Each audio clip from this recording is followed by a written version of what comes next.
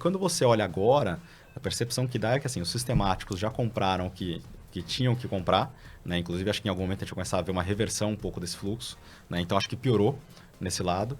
Os institucionais, né? E o retail nunca chegou a vender lá, né? Mas os institucionais que estavam vendidos, eles compraram um pouco, mas eles continuam com posições mais vendidas. Assim. A impressão que dá é que esse rally dos últimos 2 meses, o institucional americano não pegou.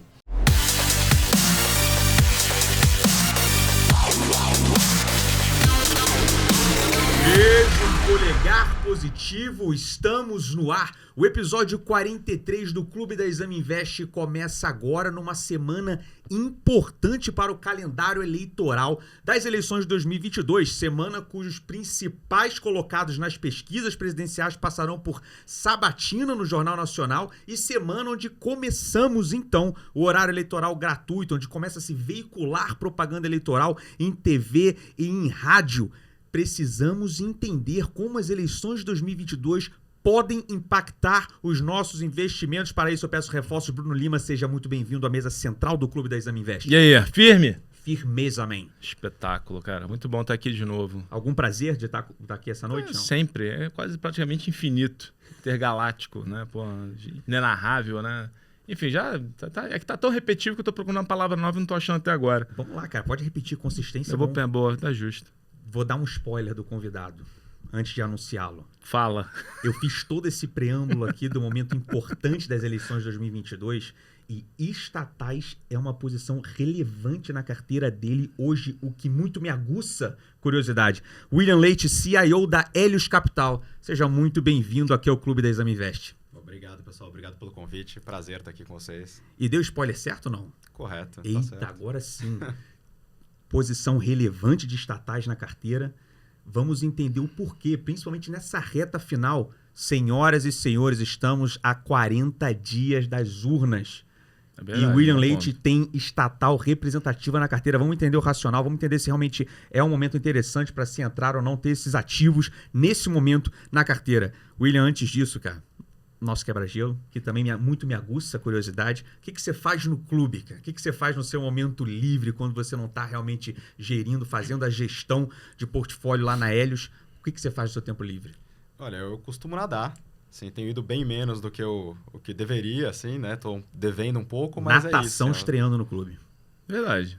Se bem que tá Não, porque é só nadar, né? Às vezes tem uns triatlons aqui que a natação vai no pacote. Aqui em tese também surfista que não sabe nadar também. Tem surfista também que nada em cima da prancha. Natação pura e simples. Crawl, costas, peito e borboleta. É isso mesmo? É isso aí. É isso aí. Isso é mesmo. Algum nado que você... Sua especialidade, não? Não, eu nado melhor crawl, assim, do que o resto. Eu achei que ele ia falar, eu boio bem pra caramba. Natação, William, mais alguma coisa? Não, mas já vamos registrar a natação aqui. Acho que o principal é esse aí. Tempo livre é bom, pô. Nada de vez em Tá quando, lá. saio com os amigos e levantar copo de vez em quando. Acho que vai Alguém mandou uma dessa, Alguém né? já veio aqui e pediu pra Foi registrar o cerveja. Kantiuk. Não foi? Não lembro, cara. Não, o Kantiuk foi bicicleta, spinning. Pô, é verdade, tá certo. Verdade. Enfim, William, resumidamente aqui, mas pra gente entender, a gente gosta sempre que os gestores que venham aqui compartilhem um pouco da carreira com a seguinte pergunta: como que você vai parar no mercado financeiro? Foi uma coisa que você sempre quis, veio de família, aconteceu sem querer, e aí entrar nesse teu momento aí desse teu empreendedorismo de fundar a Helios, e o momento que você está hoje no mercado. Vamos lá. Cara, eu sou engenheiro civil de formação, né? E acho que uma das primeiras coisas que eu percebi quando eu entrei na faculdade é que eu claramente não gostava de trabalhar em obra, né? Então, eu ali engenheiro, né, não gostava de obra, mas tinha facilidade com números. E eu acho que eu sempre gostei muito também dessa parte de administração, né? De como meu pai tem empresa, enfim, acho que você vai vivendo um pouco isso, você vê como funciona e tal. E aí, num determinado momento, né, na faculdade, você percebe também que, né, boas faculdades de engenharia, as pessoas acabam sendo muito assediadas, né? Tanto para o mercado financeiro quanto para a consultoria, enfim. E eu fui percebendo que eram duas coisas que eu gostava, né? Ambos acho que eram coisas que me interessavam e vou falar que foi quase que na sorte que eu vim para o mercado financeiro e não para uma consultoria, né? Então, apareceu uma oportunidade de estágio. Meu primeiro estágio foi na Reding Grifo, né? Que é o Quelete lá? Na época do Quelete, mas eu estava na parte de gestão. Tá. Né? Então, é o que hoje é a gestão do Verde, né? A equipe do Stuberger. Né? Então, eu sempre fiz análise de bolsa, né? Comecei lá, pô, foi um ambiente que para mim, pô, foi excelente, assim. Eu fiquei 4 anos lá com um monte de gente boa, né? Assim, acho que um ambiente muito propício, assim, Acho para que se pudesse escolher aprender. escola para começar O cara... no mercado, Não, né? não, peraí, parênteses, cara. O cara começou... Primeiro estágio, isso? Primeiro estágio. Tipo, primeiro estágio do cara no verde. É. Pô, Stuba. Ah, e já numa área legal, né? Fazendo Pô. análise de bolsa, assim, não dava pra pedir Bacana. coisa melhor, não. Assim, foi muito bom. Né? Então, fiquei 4 anos lá, tive essa oportunidade toda de aprender, enfim. E, pô, depois eu fui para a SPX. Tá? Quando eu cheguei na Outra SPX, baita escola. era comecinho, assim, da empresa, né? Se eu não me engano, eu tinha 700 milhões de reais de AUM na época, assim. Foi 2, 3 meses depois A SPX como um todo, Como um todo. 700 milhões. Foi 2011. Caramba, hoje tem só 70 bi. não, Ou só- mais até. Não, Caramba, cara. Exatamente. Não, foi muito começo, pra você ter ideia. O Léo Linhares não estava lá ainda, né? Surfista O Léo foi Linhares depois. revelou esse segredo em primeira mão aqui para os ouvintes Verdade. do clube. Foi isso. Eu fiquei 3 anos lá. E aí, assim, a SPX naquela época também só era pequena, né? Então só tinha escritório no Rio. Né? Não é igual hoje que tem em todo lugar. E você chegou a se mudar? Eu morei no Rio 3 anos. Curtiu ou não? Aí eu ia comentar que Vai eu lá. justamente voltei para sair de lá porque eu queria voltar para São Paulo. Pô, você curtiu muito o Rio. Já é o segundo hoje. O segundo que Já é o passa, segundo. o segundo Cara, que passa aqui, outro- que quica no Rio e volta, né? Não, No assim, decisão completamente pessoal de falar, Caraca. pô, quero voltar para cá. Entendi. Tem uma questão da cidade, mas tem uma questão principal que eu acho que é família, amigos, todo mundo Sim, aqui. Assim, acho sim. que isso foi relevante também, né? Interessante. E quando eu voltei para a tesouraria do Credit Suisse. Né? Então, eu fui para a tesouraria do Cieso, o que a gente fazia lá O Salomão, com o Salomão. mito. Exatamente. Episódio 9 do clube, se não me engano. Ah, para de chutar. É verdade, cara. O que a gente fazia lá na prática era um book de long and short, né? Que já era muito parecido com o que eu faço hoje, né? Então, você fazer a gestão de um long and short e versus a gestão de um long bias é uma coisa muito semelhante, assim. Então, já era praticamente a mesma coisa, com a única diferença é que era capital próprio do banco e só, não tinha dinheiro de clientes, né? Era você, Salomão, Fabiano. O Fabiano, na verdade, ele foi antes de mim. Eu fui Antes de- para lá tá bom. mais ou menos pro lugar dele. Porra. Caldas lá? Então, o Caldas e o Fabiano saíram e eu fui entendi. em seguida. Né? Então, era eu, Salomão, o Salfates. Salfates, pô, ali. Então, era mais ou menos esse time aí. Bacana, A gente tinha um cara no México também na época. E eu entrei lá, então, como cogestor, né, desse book. E depois de algum tempo, assim, o banco foi passando por diversas reestruturações, até que, num determinado momento, eu acabei, né, assumindo a gestão desse book. E fiquei lá 6 anos quase fazendo isso, né? Então, eu fui sair do banco em 2018. Assim, bancos como um todo, eles foram, né, ao longo do tempo, encerrando essas mesas proprietárias, né? Se você vê Foi hoje... diminuindo.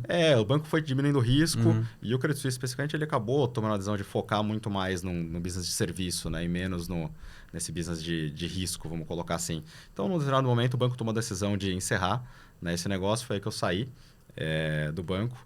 E quando isso aconteceu, eu acabei indo para a Gard, né? E na Gard eu tocava as estruturas de bolsa todas, né? As estratégias nossas lá de bolsa. Então, eu também acabei ficando lá de 2018 até o começo de 2020.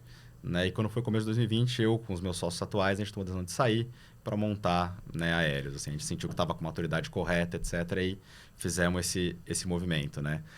A parte interessante é que a gente tomou essa decisão em janeiro de 2020. Nossa, Máximo de 2 pandemia, meses né? 15 depois. dias depois, assim, o mundo estava desabando.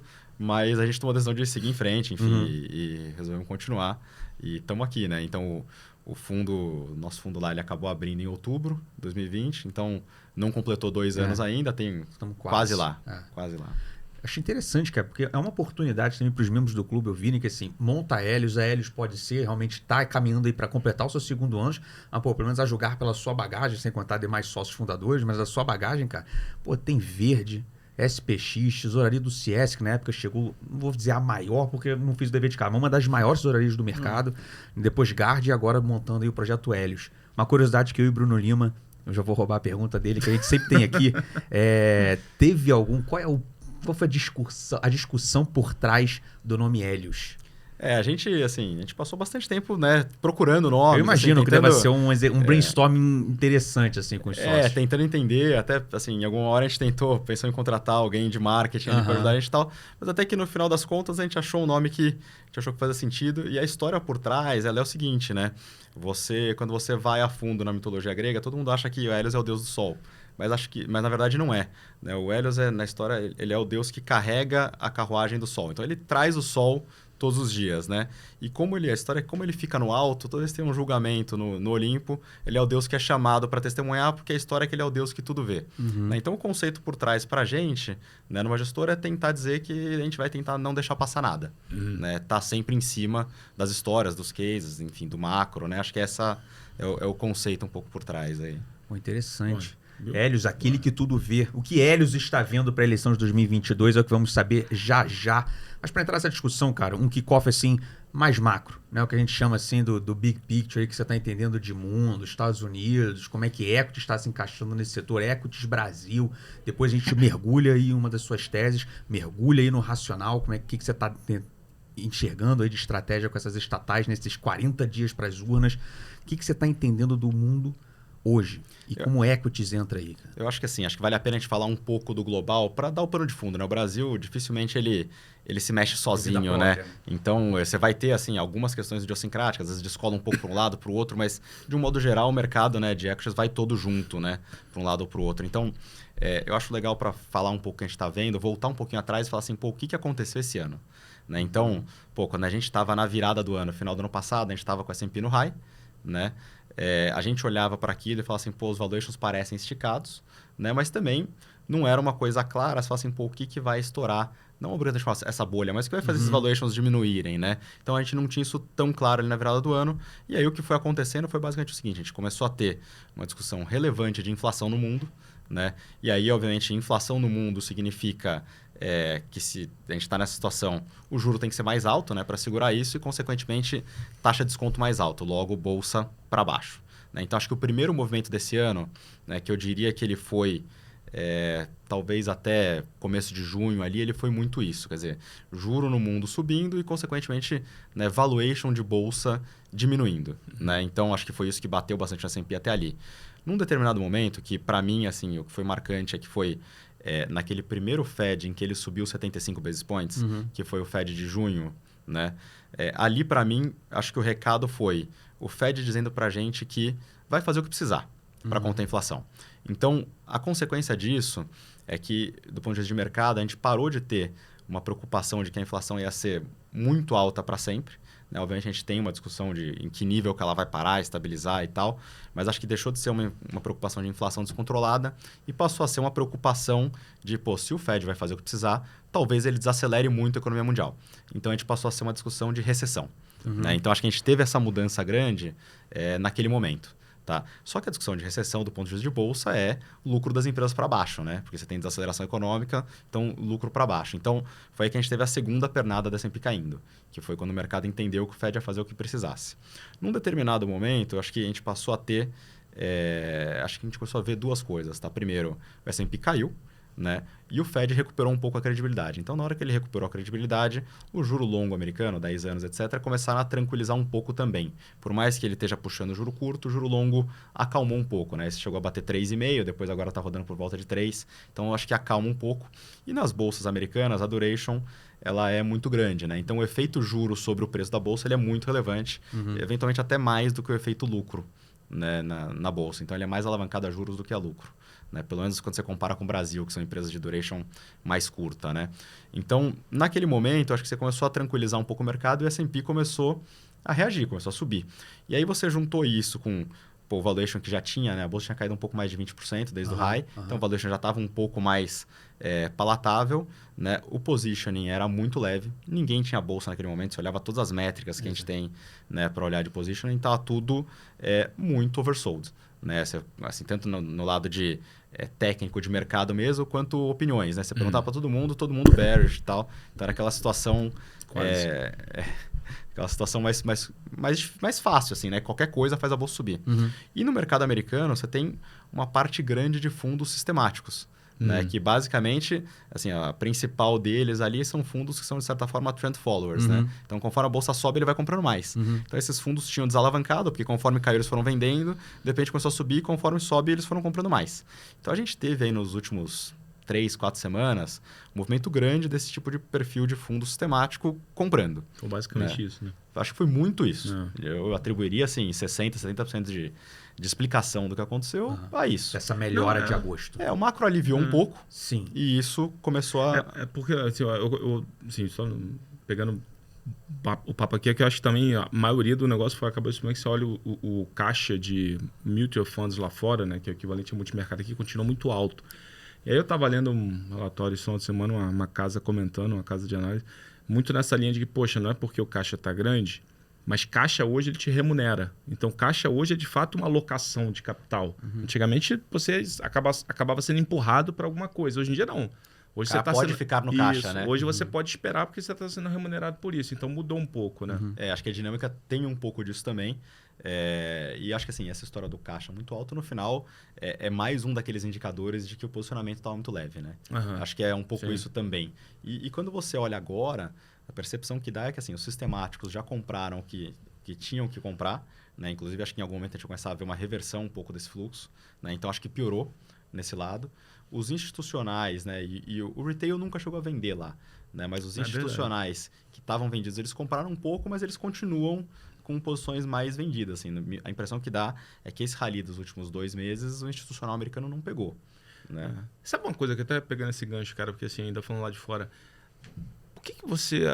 ao que você atribui o fato do mercado ainda não ter revisado tão para baixo a estimativa de lucro 23 do S&P, cara? Porque assim, sei lá, não lembro exatamente, mas sei lá, acho que era 9 pursa de crescimento, agora tá, sei lá, 5 com 6, alguma coisa por ali. Mas, pô, ainda parece muito... Cara, eu vou te falar o seguinte, a gente, tá? Quando a gente tava chegando perto dessa earnings season de agora, a última que teve, né? Que tá para acabar agora. A gente foi olhar exatamente isso, porque a gente achava que a gente ia olhar para earnings season e falar assim, pô, vai passar os resultados, o sell side vai todo começar a revisar earnings para baixo e o lucro do S&P ia cair. Essa era a nossa tese quando a gente resolveu investigar esse negócio. E o que a gente percebeu é que quando você olhava para o lucro do S&P, você tinha basicamente o seguinte, todos os lucros de todos os setores já tinham sido muito revisados para baixo, só que você tinha na outra ponta todos os lucros de energy, né? E aí basicamente petróleo, muito revisado para cima. Tá? Energy muito para cima e materials um pouco para cima. E aí o net disso dava que a revisão era pequena. Interessante. Tá, mas é que na verdade você mudou de mão o lucro, né? Mudou de mão assim, mudou de setor. Né? Então a sensação que a gente ficou é que na verdade earnings de outros tipos de empresa, né? Que não energy materials, já tinham sido revisados. Claro que sempre cabe uma discussão se foi suficiente ou não, mas já tinha acontecido, pelo menos a parte mais fácil do movimento, vamos falar assim. Entendi. E aí só para complementar, então, o que a gente acha dos Estados Unidos é que agora a gente está começando a entrar num cenário que eu acho que a gente passou um pouco do pico da inflação e a discussão de inflação vai ser, quanto que ela vai cair. Então, se ela vai chegar num ponto que é onde o Fed precisa que ela esteja ou não. Mas parece meio claro que, da onde estamos, os números devem ser para baixo, né? O que facilita um pouco. Né? Então, quando a gente olha para a US, a gente está com a cabeça que, assim, eu acho que a narrativa ela vai ficar um pouco melhor para frente. Tá? Os valuations, agora que a bolsa subiu, não são grande coisa, são um pouco caros, eu diria. Tá? Então, tem um pouco disso. E o técnico já não é mais tão bom. Então, é mais ou menos essa situação que a gente está com um adicional. Né? Acho que quando a bolsa sobe muito e os juros, enfim, tranquilizam um pouco, etc., que foi acontecendo nos últimos meses, isso implicitamente você está afrouxando condições financeiras. Né? Então, basicamente, você está desfazendo uma parte grande do trabalho que o Fed estava fazendo na hora que ele começou a puxar juros. Né? Então, a gente acha que tem também uma perspectiva aí, uma expectativa, vamos dizer assim, do mercado, que agora, né, no final da semana com o Jackson Hole, que o Fed venha de alguma forma tentar falar com um tom um pouco mais duro para ver se segura um pouco isso também. Então, você junta isso tudo, a gente está, assim, taticamente achando que os Estados Unidos pode dar uma fraquejada. Tá? O S&P pode dar uma fraquejada. E aí, do ponto de vista do fundo, que a gente tem um pouco de put de S&P que protege a gente nesse cenário. Tá? Então, a gente tem alguns hedges ali, algumas proteções dessa forma.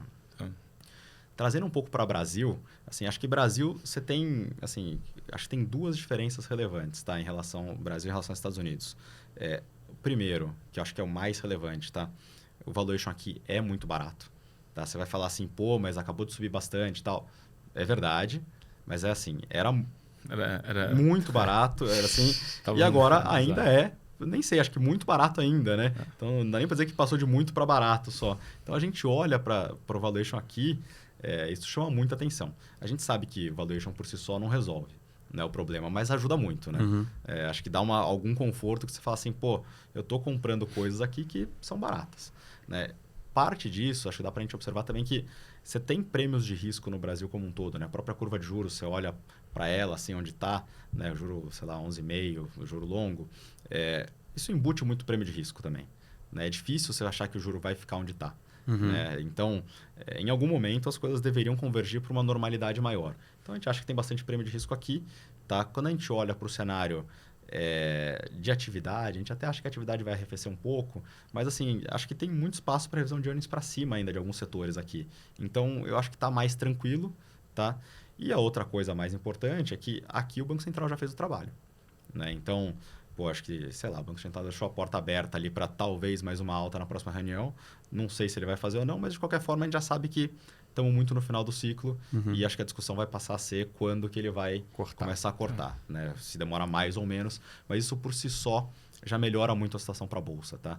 Então a gente acha que ter posições em Bolsa brasileira a gente gosta. Tá, pegando esse gancho só que você comentou dos setores, assim, quais setores você acha que você comentou rápido aí? Você falou, os setores que ainda acho que tem possibilidade de revisão para cima. Porque dos argumentos, não, dos debates que a gente tem lá com o cliente, enfim, que você teve, né, um aumento tão forte de juros que você ainda não deu tempo nem de ver talvez uma parte importante até do próprio efeito negativo de um juro transitando ali na casa dos seus quase 14. Principalmente a parte mais doméstica da Bolsa. E aí quando a gente olha várias estimativas, a gente acha que tem uma chance... nos nossos números, por exemplo, a gente contempla várias empresas, né, expandindo lucro no que vem, principalmente nesses mais mercado interno, 2 dígitos alto, alguma coisa assim. Né? Tem uma parte disso que é micro, consolidação de mercado, enfim, né, histórico de execução. Mas, obviamente, tem sempre esse contra-argumento do pessoal que vem, mas o Globo, né, juros ainda não fez todo o trabalho. Como é que você equilibra e quais setores assim que você falou rapidamente assim que você acha que ainda tem chance de... Eu acho que eu sempre gosto de colocar esse ponto assim, lembrar, por exemplo, o que aconteceu esse ano. Né? Assim, esse ano, a gente que estava no final do ano passado, a gente olhava para o que estava acontecendo, era o Banco Central começando a subir juros o discurso de todo mundo era, o Banco Central subindo tanto juros que o PIB do ano que vem vai ser -1. Né? Então, a adição do PIB para este ano aqui era alguma coisa entre 0 e -1, vamos falar assim. Verdade. No final, a gente está em adição agora de PIB de 2, mais 2. Né? Então, eu acho que assim, aqui no Brasil é muito difícil você prever. Mas quando você olha, só para pegar da forma macro também, quando você olha para o ano que vem, a discussão para o ano que vem hoje está rodando em PIB de perto de 0. Porque, não desacelerou em 2022, mas em 2023 vai desacelerar. Pode não acontecer, assim como não aconteceu esse ano. Né? Então, eu acho que tem um pouco desse cuidado aqui para a gente olhar para isso. Eu acho que conforme o PIB não for 0, o PIB puder ser talvez mais alguma coisa, mais 1, alguma coisa desse tipo, eu acho que você começa a ter espaço para revisão de números domésticos, assim, tá? E acho que a outra coisa é um pouco que você falou também, que às vezes tem cases que, não é exatamente que são cases micro, mas é que é bom a gente lembrar que as empresas que chegaram na Bolsa, geralmente elas são as melhores empresas dos seus setores, né? Então, elas estão, de alguma forma, ganhando share também dentro da economia como um todo, né? São empresas que operam melhor, enfim. Então, eu acho que tem um espaço ali para você respirar um pouco isso aí. Tá? Agora, sim, se perguntou isso de setor, eu acho que, de um modo geral, acho que os setores domésticos têm um espaço ainda para ser revisado. Né? Então, varejo, a gente tem algumas coisas ali que a gente enxerga, né, um potencial de revisão. Acho que é um pouco por aí. Boa, legal. Acho que vamos começar a entrar, né, nos principais setores. E aqui, para manter a audiência, deixar as estatais, os racionais aí das estatais e eleições 2022 mais para o final. Pegar esse gancho aí, William, que você citou de varejo, cara, que vem ganhando uma discussão aqui e ali, mas assim, a gente lembra que desde o início do clube, que vai completar o seu primeiro ano aí, a gente começou mais ou menos em outubro do ano passado, varejo era assim, não toca e se tocar é short. Né? E realmente e gestores que vieram aqui compartilhar ideias, como, né, o Salomão veio aqui, o short Magalu pegou na veia e tal. Só que de 2 meses para cá já tem vindo um gestor ou outro assim, num top pick, assim, já pegar uma empresa ou outra do setor de varejo e falar, nossa, aqui já dá, essa aqui eu já quero, essa aqui eu já tenho. Você hoje está olhando varejo nesse sentido também? A gente está um pouco mais construtivo, sim. Quem é o seu pique aí de varejo? Vamos lá. Só contar uma outra história antes, quer dizer que você contou essa história de varejo. E a gente está há algum tempo, assim, desde talvez do começo desse ano, que a gente tem olhado. E a gente tem olhado para, assim, né, para esses dados macro, etc. E até uma parte um pouco mais empírica, né, de você estar ali falando com as empresas, né, com alguma frequência e tal. E a gente tem observado que os números das empresas têm sido, né, na nossa cabeça, revisados para cima, inclusive para este ano. Né? E a gente passou, acho que desde o começo desse ano, que a gente estava, né, com algumas posições em varejo, né, na época o Renner era uma posição relevante, né, que a gente olhava para os números só melhoravam na empresa e a ação só caía. Né? E aí, claramente ali, né, o que eu acho que a gente errou? Eu acho que a gente errou a precificação do cenário macro. Né? Quer dizer, que num cenário que você tem inflação muito alta e o Banco Central subindo juros, assim, o mercado acho que quase que ele não quer saber se o earnings da empresa está subindo. Não faz mais né? conta. Não faz mais conta. Então, acho que isso foi uma coisa que a gente errou, de certa forma. Né? Agora, quando a gente olha para frente, acho que o negócio que a gente falou do Banco Central já está mais perto de parar a alta de juros, eu acho que ajuda. Porque as pessoas começam a voltar para a planilha e falar assim, pô, vamos ver aqui quem que ficou barato né, nesse sentido. Então, assim, só você perguntou alguns nomes assim, de varejo que a gente gosta. Pô, acho que talvez um dos cases que a gente acha melhor hoje, assim, que está super azeitado, que a gente tem gostado bastante, é Grupo Mateus. Tá? Então, pô, Gemate, né? A gente tá olhando ali, basicamente a história é o seguinte, né? O cara é uma rede de supermercados no Norte e Nordeste, que, assim, lembrando, né? A gente vai ter esse aumento agora do Auxílio Brasil, Sim. né? De 400 para 600 Acabou reais. de ser pago integralmente amanhã, na verdade. Primeira tranche. E que, né, nessas regiões do país são muito mais relevantes do que aqui em São Paulo. Né? Então, a gente acha que isso por si só vai trazer um boost, né, relevante. Ele está conseguindo repassar a inflação, inclusive tem conseguido repassar até um pouquinho mais, então está tendo algum ganho de margem. E é um papel que, assim, estava, de certa forma, meio largado. Então, a gente olha hoje para a valuation dele, a gente está falando de, assim, alguma coisa entre 9,5 vezes PI é um bom número ali, nossos números, né? Então, a gente acha muito barato, com o potencial ali do cara começar a entregar resultados, né, consistentemente melhores do que o mercado espera. Uma evidência anedótica de que o papel está largado, ou não, mas enfim, puxando a sardinha aqui pro programa. Episódio 43 é a primeira vez que você fala em Grupo Mateus, aqui na história do clube. Eu tô tentando lembrar se é a primeira vez que você não falam de varejo alimentar, cara. Porque os outros nomes eu tô assim, se falaram açaí, Carrefour, eu tô tentando, Pão de Açúcar não falaram. Enfim, tô quase chutando aqui. É a primeira vez que você fala do varejo alimentar aqui. Gemate 3 aula. Pô, e é um papel que, cara, realmente ele seria um franco vencedor, né? Assim, nessa parte do auxílio. É que tem uma discussão aí, enfim, até... Mas isso foi verdade, desculpa, Bruno. Não, já pede desculpa não. Pede perdão. Pô, aí tá, agora sim. Não, porque do trigger um pouco aí, do catalisador da posição seu auxílio, isso foi verdade lá atrás, nas rodadas de 2020, 2021? Geralmente você vê o resultado do cara melhorando. Dá para você ver essa correlação ali com a performance do papel? Sim. Interessante. Não vou te garantir com a performance do papel, mas com a performance do resultado da empresa, pelo menos sim. Tá, acontece. Interessante, bacana. Vai lá, Brunão. Não, tô até para fazer um famoso contraponto aqui sempre das discussões, que uma dos... Quando a gente vai debater Grupo Mateus, né, com o pessoal, o que o pessoal sempre levanta, né, em termos de ponto de atenção, é a questão do plano de expansão da companhia, que seria muito agressivo para esse momento, né? A questão de famosa discussão de alocação de capital, que na verdade é um tema que tem sido recorrente para caramba, de forma geral, em todos os setores, de commodity até... Ainda mais com o juro alto, né? Ainda mais com o juro alto, exatamente. Então, as empresas que, na verdade, estão alocando capital em investimentos para expansão, na média, estão sendo um pouco penalizadas. Agora teve, enfim, com o juro mais baixo, você faz o contrário, né? Você começa a olhar com o copo meio cheio. Mas, enfim, como é que a tua avaliação, a avaliação de vocês lá em relação a isso, qual é um pouco da tese, assim, de pano de fundo? A nossa cabeça é que, assim, tá, da forma como a gente tem olhado o plano de expansão dele, até hoje ele tem entregue mais ou menos o que ele prometeu, tá? E as lojas estão rodando bem. Então, assim, quando ele traz uma loja nova, etc., eu acho que, de uma maneira geral, está rodando bem com bons retornos. Então, por mais que o custo de capital tenha ficado mais caro, a gente acha que ainda assim é bom, né? Ele seguir tocando essa expansão, então a gente gosta. Tá. Interessante, cara. Alguma outra coisa no varejo? Cara, no varejo tem uma posição que a gente tem pequena, porque um papel, né, com volatilidade mais alta, enfim, acho que é um pouco também mais, vamos colocar assim, mais controverso, né? Mas a gente tem uma posição Punhadora. pequena. Tem uma posição pequena de Magazine Luiza. Eita! Chegou o momento. Vocês estão tentando pegar um pouco da virada, da inflexão ali do papel? Eu acho que a história é um pouco assim, tá? Tem um pouco desse call da virada, só que ele é um call talvez da virada mais micro do que macro. O que eu quero dizer? Quando a gente pega, né, esses papéis todos de e-commerce, você teve uma base muito forte, né, nos últimos 2 anos, que foi o período da pandemia, que tinha uma base de comparação, né, muito alta.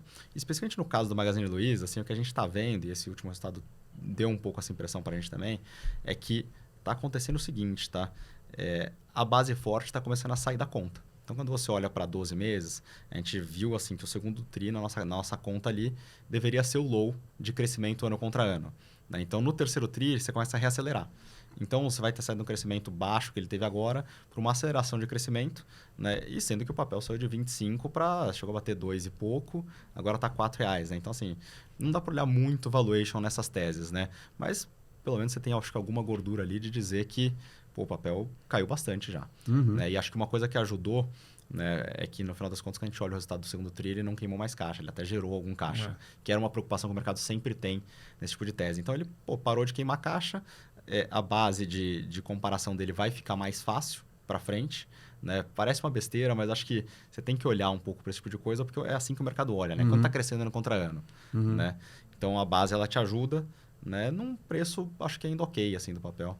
Acho muito interessante, que o William Leite trouxe 2 estreias na resenha aqui do clube. O Grupo Mateus, pela primeira vez sendo discutido aqui, sendo trazido aqui na resenha, e Long e Magalu. Pela primeira vez aqui também online, né, cara? Acho que, tirando acho que talvez um ou outro no tema varejo online, acho que alguém, não lembro, assim, Mercado Livre, tenho citado, talvez, mas realmente aqui das né, brasileiras, vamos colocar desse jeito, né, da galera aqui no Brasil, realmente Magazine Luiza é a primeira vez. Long, sim. Long, pô, definitivamente. Cara, interessante. Evidências anedóticas aqui, em sinais. Acho que o único ponto disso é, cara, essa discussão do... Se você acha que...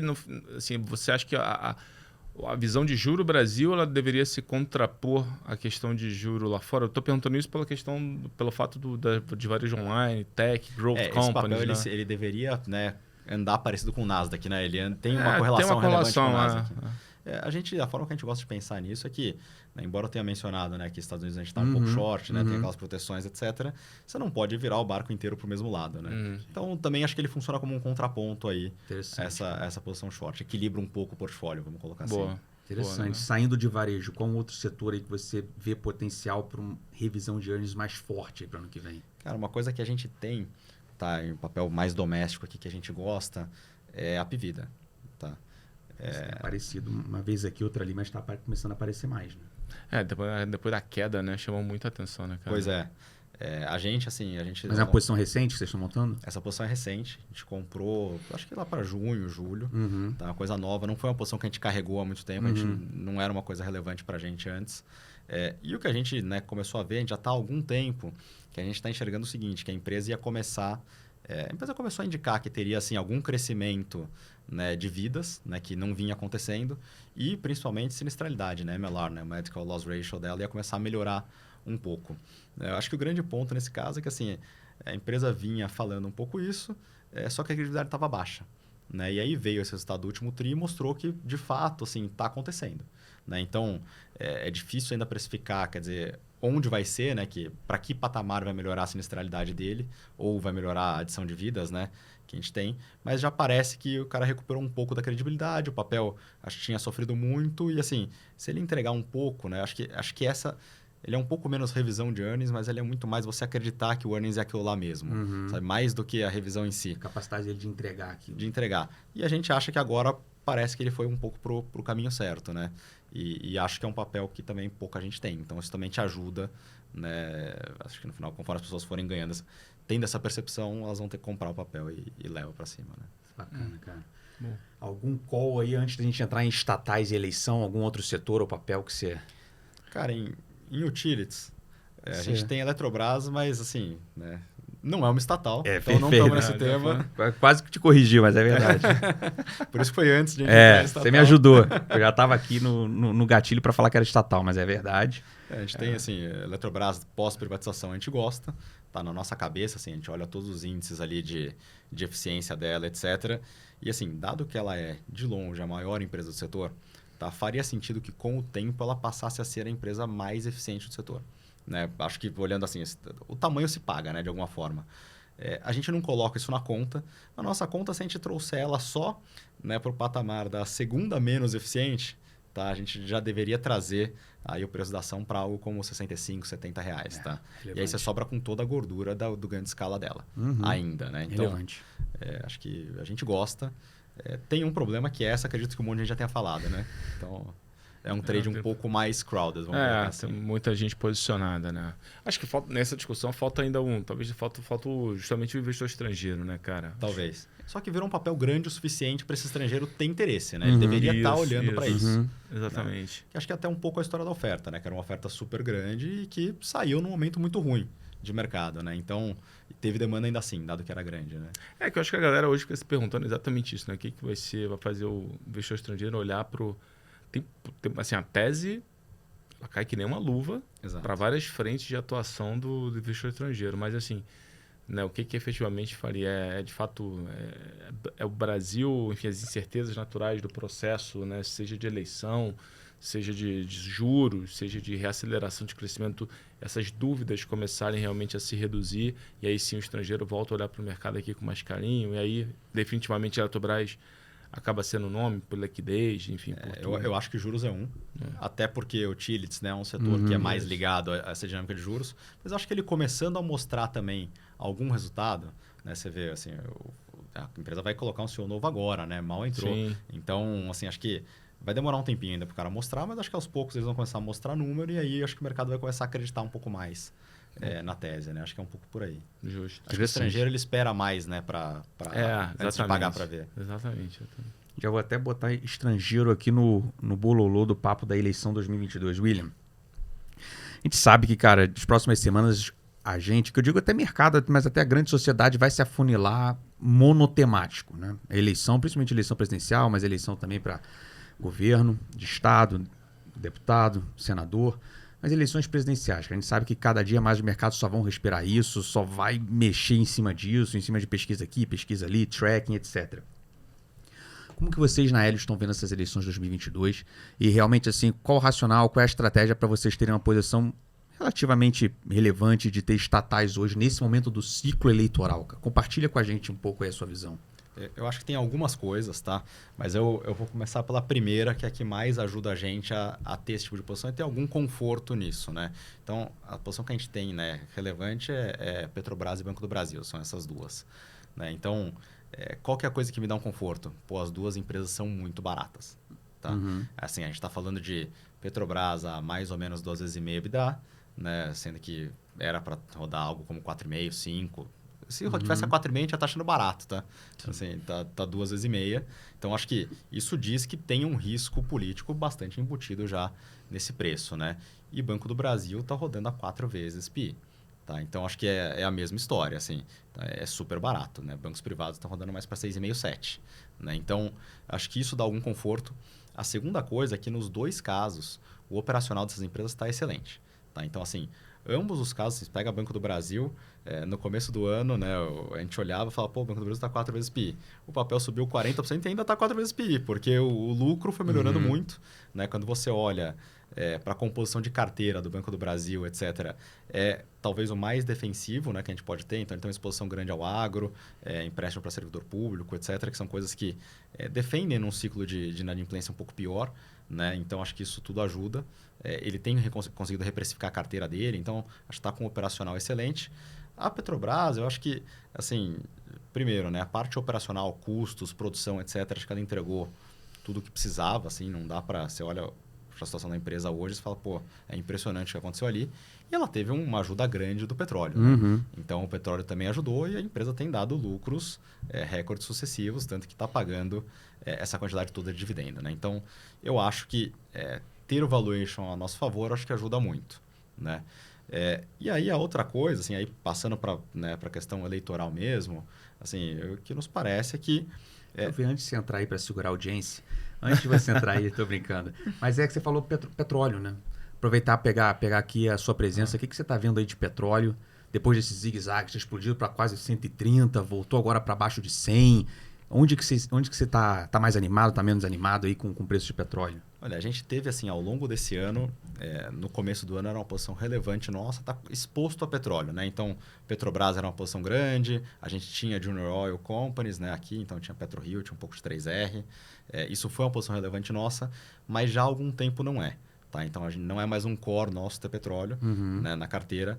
Isso desde aquele momento que eu comentei, de quando o Fed né, deu a entender que ele ia fazer o que precisasse para conter a inflação, eu acho que você tira algumas coisas daí. Assim, primeiro é que, na hora que ele faz isso, ele está sinalizando que ele vai desacelerar a economia. Né? A gente falou um pouco da discussão de recessão. Pode ser recessão, pode não ser, mas acho que, independente disso, assim, a direção é de atividade para baixo. Né? Então, atividade para baixo, menos demanda por petróleo. Eu acho que tem essa questão, tá? Por um lado. Eu acho que foi, de alguma forma, também um movimento um pouco crowded, assim, que acho que todo mundo tinha né, petróleo, desde do mundo né, mercado financeiro até o mundo físico também. Acho que tinha partes da cadeia que foram se estocando, esperando que o preço fosse sempre né, mais alto e tal. Então, eu acho que hoje a gente está numa dinâmica de petróleo que não estaria tão animado, tá? Inclusive porque a gente sabe que se o petróleo começar a subir muito, você vai ter, né, a inflação vai pegar, principalmente nos Estados Unidos, que passa né, muito rápido, e o Fed vai, consequentemente, ter que falar mais duro, né? Então, eu acho que toda vez que as commodities começarem a subir um pouco mais do que devia, o Fed talvez venha com um discurso um pouco mais duro. Então, pela commodity em si, hoje a gente não vê mais tanta graça, tá? Tanto que, quando você vai falar assim, de Junior Oils, a gente não tem mais. Então, a gente tem Petrobras por uma questão de valuation, dividendos e essa questão né, um pouco política, né? Vamos colocar assim. Vai lá, agora é todo seu. Eu acho que na questão política, tá? Eu já tive um pouco mais de dúvida, assim, se é claro para o mercado se um dos candidatos é melhor ou pior.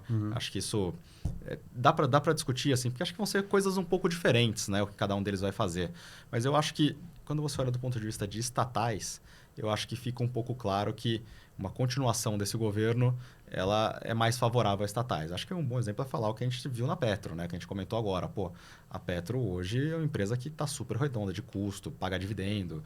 Enfim, então acho que do ponto de vista de ações das estatais, eu acho que parece o play, assim, o lugar mais fácil de você fazer um play, né? De que o governo pode ir um pouco melhor ou um pouco pior nas eleições, tá? E a nossa cabeça é que assim, a gente acabou de ter uma série de notícias positivas né, na economia. Então, você vê a inflação começando a desacelerar, eu acho que a população percebe isso. Né? Você vai hoje em dia encher o tanque de gasolina do seu carro, você vai ver que mudou. É sensível o preço, é diferente de preço. Então, acho que isso ajuda. O Auxílio Brasil, que a gente mencionou agora há pouco, né, esse aumento de Auxílio Brasil, eu acho que isso tudo vai trazer uma sensação maior de bem-estar da população. Então, o que a gente acha que deve acontecer é que nas próximas pesquisas a gente vai começar a ver resultados um pouco mais apertados. Tá? Isso não quer dizer que um candidato vai ganhar ou não, mas eu acho que as chances vão passar a ser mais próximas ali de ambos. Tá? E acho que as estatais vão ser, de alguma forma, reprecificadas na hora que isso acontecer. Então, a cabeça é um pouco essa. Interessante, cara. Esse é um ponto, cara. O Banco do Brasil talvez seja até mais emblemático, né? Sei lá. Porque a Petro também tem a commodity, eu sei que tem sempre essa discussão, mas sem dúvida alguma.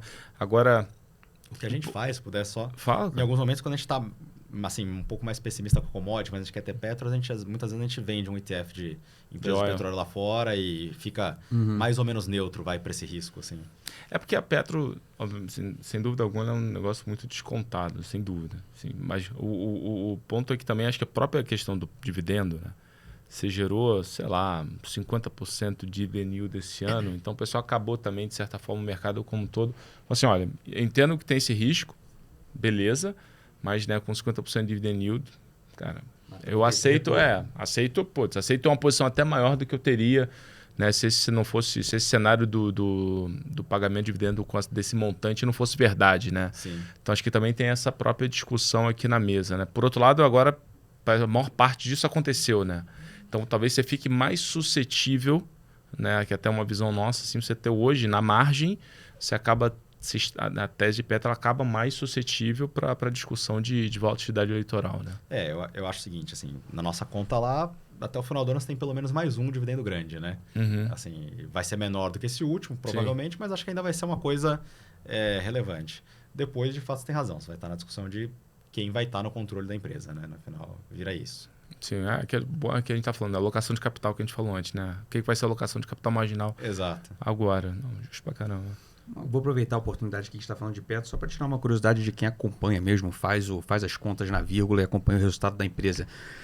Mas essas recentes quedas de preço de gasolina e diesel que a própria empresa anunciou, lembrando que a gente já teve uma fase de preço na bomba cair, mas muito por questões legislativas aí de rever alguns impostos.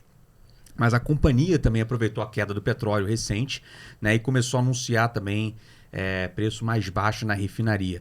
Está acompanhando a conjuntura? De fato, assim, houve espaço e que a Petrobras está entregando? Ou dá para se ter interpretações que tem uma coisa meio extra empresa ou extra business ali, para não dizer eleição, que realmente possa estar influenciando mais no momento? Cara, quando a gente olha a conta, né? No final você está perguntando como é que está a paridade de importação, né? E quando a gente olha a conta de paridade de importação, as quedas foram totalmente dentro do esperado. Justificáveis, né? Assim, então, o que me parece que Que aconteceu... dá um conforto para o acionista também, né? Sem dúvida. Assim, teve um momento em que ficou fora nessa conta, que foi naquele momento que o petróleo foi para $130, e aí a Petro demorou um pouco mais para repassar a alta. Né? Teve esse momento. Mas nas quedas isso não aconteceu. Então, assim, o petróleo de fato caiu muito, o câmbio voltou um pouco, isso ajuda, né, a Petro a poder cair esse preço. E acho que também tem alguma coisa do lado do governo que é ficar falando, pô, já pedi para a Petro cair o preço e tal, que vira, de alguma forma, um marketing, né? Mas quando você olha na conta, não tem absolutamente nada de errado, assim. Interessante. E acho que vale comentar uma coisa, né? Porque acho que muita gente fala assim, pô, mas está caindo o preço da gasolina, então o lucro da Petro vai cair. É verdade, vai cair. Só que na hora que a gente olha aquela discussão de Petrobras ser muito barata, ela é tão barata que se o lucro for um pouquinho menos e ela for um pouquinho menos barata, ela vai seguir barato. E na hora que você cai o preço, você reduz essa chance de interferência política, né? Então, acho que o net para o preço da ação dá até para dizer que é marginalmente positivo, assim. Né? O petróleo, acho que acima de $100, acho que atrapalha um pouco, né? E agora o cara está numa situação mais controlada, né? Petróleo para baixo. Interessante, cara. Trazer alguns quadros do clube. Um aqui você, na verdade, antecipou. Não sei se você percebeu. Vamos ver aqui se você vai dar a mesma resposta ou não, mas logo no início da sua fala, quando a gente começou a falar aqui de setores, mas é o quadro Deu Ruim. Aquele quadro desagradável, que eu já peço perdão de antemão de trazer aqui nessa resenha super leve, mas que traz um aprendizado. Algum momento aí na sua carreira, cara, de investimentos, que você teve uma convicção muito alta com um papel, com uma tese, com uma posição e assim se machucou, deu completamente errado e que isso trouxe algum aprendizado para você compartilhar aqui com a gente? Tem vários, né? Acho que como todo mundo ali. Você contou aqui, não sei se você percebeu. Eu te relevo, o varejo, né? Mas eu vou falar um diferente. Boa, então, só pra, boa. Né, não, porque já foi um aprendizado bacana até quando você contou o da Renner. Que é a história macro, né? Esse vai ser parecido também, nesse sentido. Mas acho que um momento deu ruim, assim, que para mim foi emblemático, foi em 2015, né? A gente estava com uma posição grande short commodities, né? Uma posição relevante nossa ali. Cara, que foi muito emblemático é que aconteceu o seguinte, né? O principal dessa... Tinha Petro, tinha Vale, tinha várias coisas, mas o principal era a Vale e foi muito emblemático, assim. Porque a Vale, ela abriu aquele ano a $6, ela fechou aquele ano um pouco abaixo de 3. E a gente estava short e foi o meu momento, deu ruim. Caramba, né? cara. Porque, basicamente, quando foi ali para março, teve uma virada macro, né? Nem me lembro mais o que foi, se foi Fed, o que era. Mas teve uma virada macro e a Vale, em 2 ou 3 semanas, foi de $6 para $9. Nossa. Né? Então, foi um squeeze grande para depois voltar tudo. Depois ela foi de 9 até 3 ali. Então, ali eu lembro que foi um momento, difícil, assim. E acho que o aprendizado é que, assim, commodity é muito sensível, cara. Você não pode ficar ali, você não pode olhar muito para valuation, você não pode se apegar à tese e se começar a dar errado, se questiona porque provavelmente é você que está errado e não o mercado. Então, você tem que tomar muito cuidado, entrar e sair. São coisas que você tem que operar muito taticamente, assim, e menos posições estruturais, né? Acho que para mim foi um pouco esse aprendizado. Cara. Bom ponto. Interessante, bacana. Puxa algum outro quadro aí, o Bruno Lima, senão o Liminha demite a gente. Tem o Deu Bom, né, cara? É verdade. Deu ruim, tem o deu quadro bom. análogo pra gente voltar com o tom positivo cara. do programa. Boa, vamos lá. Algum que você casou no papel e você surfou ali, aquela pororoca. Uma onda que não acabava. Como é que é? Como é que é? Oi? Vai lá. E de preferência, aquele que você pegou assim, sozinho, na frente do mercado, que o mercado tava aquela dúvida, vai, não vai, vou, não vou. Você falou, não, cara, tá aqui, ó. Porra. Vamos fazer. Não, tem duas coisas que eu contaria. Assim, um é mais um evento, não é uma posição, e o outro é uma posição. Famoso event driven. Podemos mudar os dois? Vai lá. Acho que foi aquele evento da gravação, né, do ex-presidente Temer.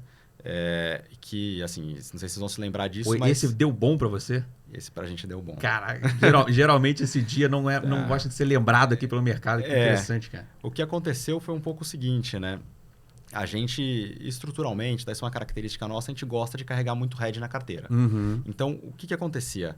Tinha acabado de acontecer o impeachment, né? Então a gente vinha super animado com bolsa, né? Acho que a gente, o mercado inteiro, todo mundo ali, né? Um monte de reforma sendo aprovada. Ou seria aprovada, né? Acho que era, né? E até que veio, né, a história ali da gravação e foi um pouco, né, balde de água fria, né? O mercado, né? Não sei se vão se lembrar, mas foi um dia à noite, começou a sair ali e tal. E eu até me lembro, assim, que o meu chefe da época, ele me ligou e falou assim, cara, quanto você acha que a gente vai perder amanhã, hein? Aí eu falei, puta, não sei, acho que 3, 4 milhões ali de dólares, né? Só isso, tranquilo.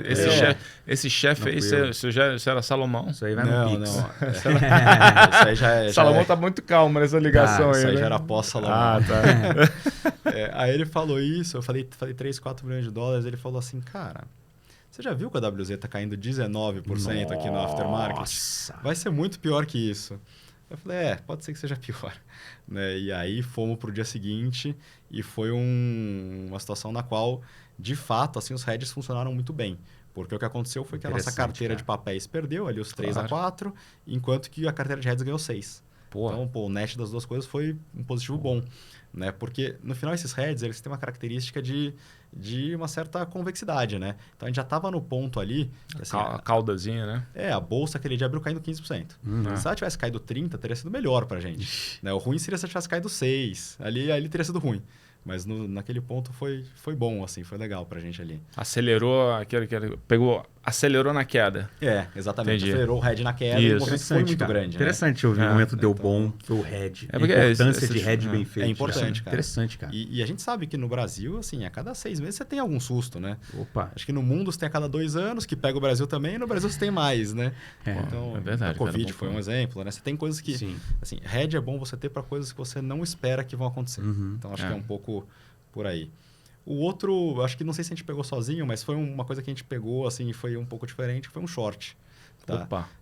Que Cunha adora. Foi em 2014, se não me engano, short OGX. Assim, a gente... Acho que não foi só a gente que pegou, mas acho que o que a gente fez diferente... vou te falar, tinha um custozinho de aluguel razoável, hein? Pois tinha uma dificuldade toda, assim. Porra, coragem. Isso aí era uns 20% ao ano, isso aí. Não, mas esse aí foi um que foi legal, porque a gente vendeu... por volta de R$3,50 por ação. E a gente foi recomprar isso mais ou menos um ano depois a 3 centavos. Cara, vocês ficam... Peraí, não, porque assim... A pessoa... aumentava, diminuía. Sim, assim, vocês estavam... É porque, imagina, né? Toda hora o aluguel era caro. E toda hora tinha rebalançamento de índice. Toda hora tinha rebalançamento de índice. O pessoal ficava chamando aluguel de volta por causa do rebalançamento de índice. Não podia... Cara, então toda hora você tava ali, nervoso nesse negócio. Mesmo. Caraca, cara, vou te falar, emblemático. Foi suado. Mas foi suado. Não foi fácil, não. Mas foi legal, assim. Foi até o... A gente parou, fazia a conta e diferente, né, dessas Junior Oils de hoje, a OGX era alavancada, né? Ela tinha dívida. Né? Então, quando você tem dívida num ativo que não está performando legal, é difícil, né? Não, basicamente, você estava shorteando dívida, né? Porque não tinha mais equity na história. Impressionante. O EV era todo, sei lá, todo dívida aquele negócio. Tanto que no final a própria dívida, quem ficou short também ganhou dinheiro, exatamente. Cara, de falar, isso aí tem história. Isso foi legal. Foi, sensacional. Te dá a chance de preparar pro... Como é que é o menino, o nome do... Quadro de medalhas do clube. É verdade. Seja bem-vindo a participar do maior ranking dos podcasts do Brasil de finanças e investimentos, 4 medalhas do clube. Antes, para você aquecendo, só para explicar o que você vai precisar aquecer. Escolher um papel da bolsa para os próximos 3 meses. Enquanto você aquece... aquela coisa, né? Clássica. Faz o compliance. Cara, o objetivo assim... uma recomendação, o objetivo é ganhar do Salomão. É verdade. Salomão tá no top 3 do ranking até hoje. Seu objetivo é derrubar o Salomão do ranking. Brincadeira, Salomão. Um grande abraço. Mas vai pensando nesse papelzinho, sem antes... O que os membros do clube cobram a gente aqui? Dica de série. Cara. Dica de série. Aliás, estreou uma ontem... Meu camarada. Deu nome. Não sei, o spin-off do Game of Thrones. Casa do Dragão. Casa do Dragão. Pô, eu terminei Sandman ontem. Isso é brabo. Pô, legal, cara. Legal. William Leite, dica de série. Qual é a série que você deixa registrada aqui no programa? Eu gostei muito de Chernobyl, da HBO. Opa, já teve aqui, eu lembro. Muito bom. Essa volta e meia aparece aqui. Mas é uma vou te falar, muito interessante. Deve ser o terceiro que fala. Cita aqui. Se duvidar, é que mais... 3 vezes foi citado, mas se duvidar é que mais foi citado aqui já. Boa, bem legal. Com 3 vezes, mas essa vale a pena mesmo. Eu gostei. Mostra bastante coisa interessante, assim. Bem interessante. Além de ser divertido, assim, então você... Tem a história ali bem legal, cara. Aliás, pena que o tempo esgotou, porque, cara, precisamos falar de leste europeu nesse inverno também. Opa. Mas fica pro próximo episódio. William Leite, o que você deixa aqui para participar do quadro de medalhas do clube? Acho que dado que é quadro de medalhas, é competição, 3 né? meses. Sobe mais em 3 meses. Eu vou no controverso, vou no Magazine Luiza. Eita! Peraí. Se você derrubar Salomão Salomão com Magazine Luiza, Será que Salomão tá short vai, ainda? acho que não. Não, né? Vamos fazer um embate, um combate Salomão versus William Leite. Vai ter Embate, episódio combate. embate, combate e... Enfim. Cara, sensacional. Tenho certeza. Posso perguntar? Magalu. Podemos anotar? Sticker de Magalu, Tá na Bruno pedra? Lima. Porra, MGLU 3. Aulíssimas. Tá na pedra. Boa sorte pro quadro de medalhas do clube, William Leite. Brincadeiras à parte, cara. Boa sorte, sucesso na Helios Capital. Obrigado, Sucesso para você e todo o seu time. A todos aqui, o link da Helios Capital tá aqui na descrição do vídeo. Convido a todos para conhecer melhor essa baita gestora que o William Leite veio aqui apresentar pra gente, compartilhar um pouco das ideias de investimento. William, mais uma vez, muito obrigado. Bruno Lima, muito obrigado. E a todos, um grande abraço.